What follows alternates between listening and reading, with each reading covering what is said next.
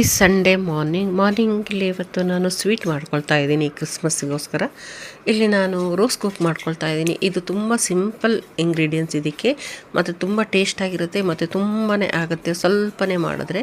ಇಲ್ಲಿ 2 ಲೋಟ ಅಕ್ಕಿ ಹಿಟ್ಟಿಗೆ 2 ಲೋಟ ಮೈದಾ ಹಿಟ್ಟು, 2 ಮೊಟ್ಟೆ, ರುಚಿಗೆ ತಕ್ಕಷ್ಟು ಸಕ್ಕರೆ ಹಾಕಬೇಕು, ಮತ್ತೊಂದು ಚಿಟಿಕೆ ಉಪ್ಪು ಮತ್ತು ಎಳ್ಳು ಹಾಕ್ಕೊಂಡು ದೋಸೆ ಹಿಟ್ಟಿನ ಹದಕ್ಕೆ ಸ್ವಲ್ಪ ಮಿಕ್ಸ್ ಮಾಡಿಕೊಂಡು ಸ್ವಲ್ಪ ನೀರು ಹಾಕಬೇಕಿಲ್ಲಿ. ಸ್ವಲ್ಪ ತೆಳುವಾಗಿರಬೇಕು ಹಿಟ್ಟು. ಇದನ್ನು ನಾನು ಇಲ್ಲಿ ನಾನ್ ಸ್ಟಿಕ್ ಅಚ್ಚಲ್ಲಿ ನಾನು ಮಾಡ್ಕೊಳ್ತಾ ಇದ್ದೀನಿ. ಇದು ಬೇಗ ಆಗುತ್ತೆ.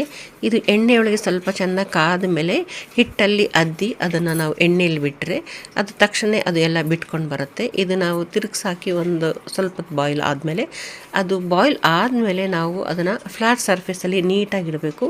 ಆವಾಗಲೇ ಆ ಶೇಪ್ ಎಲ್ಲ ಕ್ಲೀನಾಗಿ ಬರೋದು. ನಾವು ಇಡೋ ರೀತಿ ಸರಿಯಾಗಿದ್ರೇ ಅದು ಶೇಪ್ ಚೆನ್ನಾಗಿ ಬರೋದು, ಇಲ್ಲಾದರೆ ಶೇಪ್ ಔಟ್ ಆಗಿಬಿಡುತ್ತೆ. ಇದು ತುಂಬ ಟೇಸ್ಟಾಗಿ ಬಂದಿದೆ, ತುಂಬ ಕ್ರಿಸ್ಪಿಯಾಗಿದೆ.